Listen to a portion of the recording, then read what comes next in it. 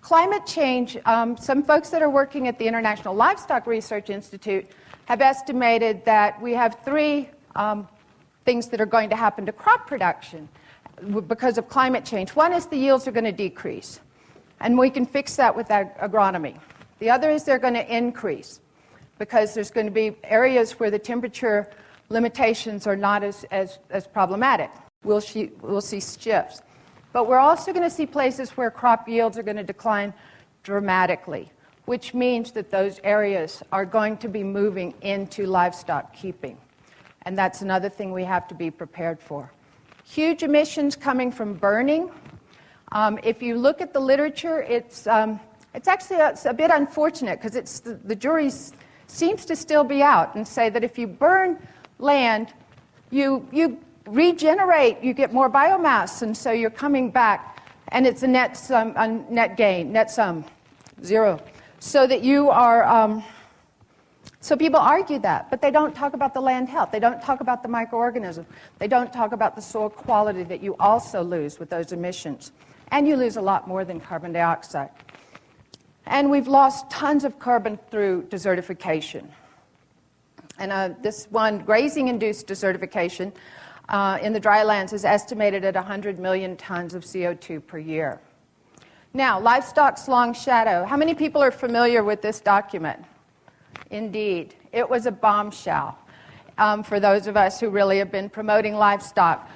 But it was actually well placed. It's brought the attention we needed to livestock. You can argue with the way it was written. You can argue with points inside it. But it got global attention.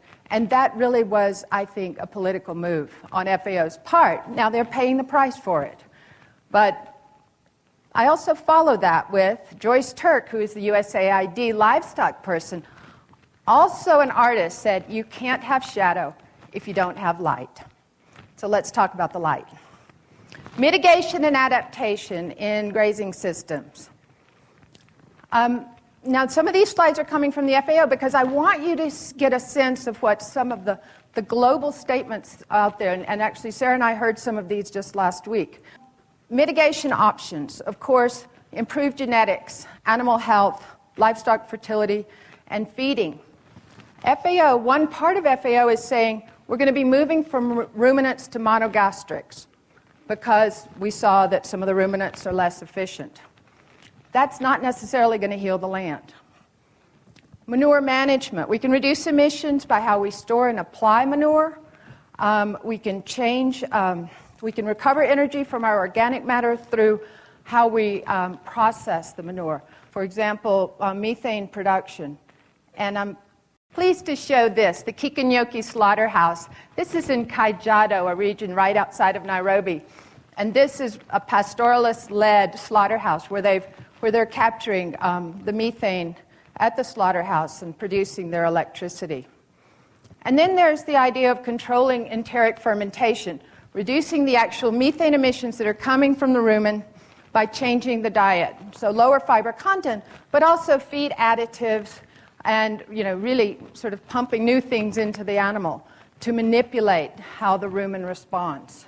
So those are some of the mitigation options that are out there. But if we look at how we invest in mitigation and what we get for it, if you look at the smaller circle to the right, that is livestock. And as you can see, that we can continue to invest, but we won't see a whole lot of mitigation just in changing the animal. But if you go to your left, if we invest in grazing land management, if we invest in fixing degraded lands, we're going to get a lot of bang for the buck. So let's talk about capturing carbon in grasslands. So our options around grazing land management, I know as practitioners, none of this is news to you. But this is from the Intergovernmental Panel on Climate Change, and they say nutrient management, change your grazing intensity, increase the productivity, fire management, and the list goes on. But these are good grazing land management strategies that will also reduce emissions. They say that improving grazing land management is the second highest technical potential for mitigating carbon emissions. This is great. We have a key here. So how do we promote carbon sequestration? Deep-rooted perennial species, keep a full ground cover, prohibit burning, and do planned and controlled grazing. The potential for carbon sequestration on grazing lands globally, 1.5 gigatons of CO2 equivalent, so that's covering methane and nitrous oxides as well, out to 2030, so that would be per year, and on rehabilitating degraded lands, 0.6 gigatons. It's huge. It's huge. And in fact, some actually a bit older research from 2004 showed that if it just 10% of the degraded lands in Africa were rehabilitated, we could capture 1,328 teragrams. Teragrams is 1 million megatons, so 1 million tons of carbon per year for 25 years. And I just did, this is back of the envelope, not to be quoted, but if you look at how many livestock are in Africa right now and look at their methane emissions, it's 267 teragrams, and the sequestration potential is 5 times that. So we have that opportunity. It's about land management. Sarah showed the livestock density slide here on the left. And what I just wanted to do is just show that in sub-Saharan Africa, and I apologize, that's where most of my experience comes from, so I focused there.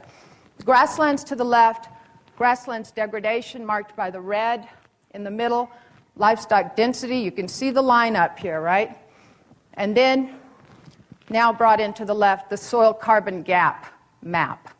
That's where we can get a lot more carbon into the soil, and I think it's quite natural to say that's because the land's degraded and it's lost the carbon, so we can get it back in there. But also, and this is also on a global scale, very important, all of that lines up with where are the drought risk hotspots. If we're not managing our land, we're certainly not managing for water, and where are the environmental conflicts. So it all comes together. And this is a quote from the chair of the Desertification Conference. And he said they're insatiable carbon absorbers. So drylands can store 46% of the carbon share, and the soils contain 53% of soil carbon, and the plants 14%. So when you talk about sequestering carbon in grasslands, you're looking at about 1/3 above ground and 2/3 below. So the soil has to be taken into account.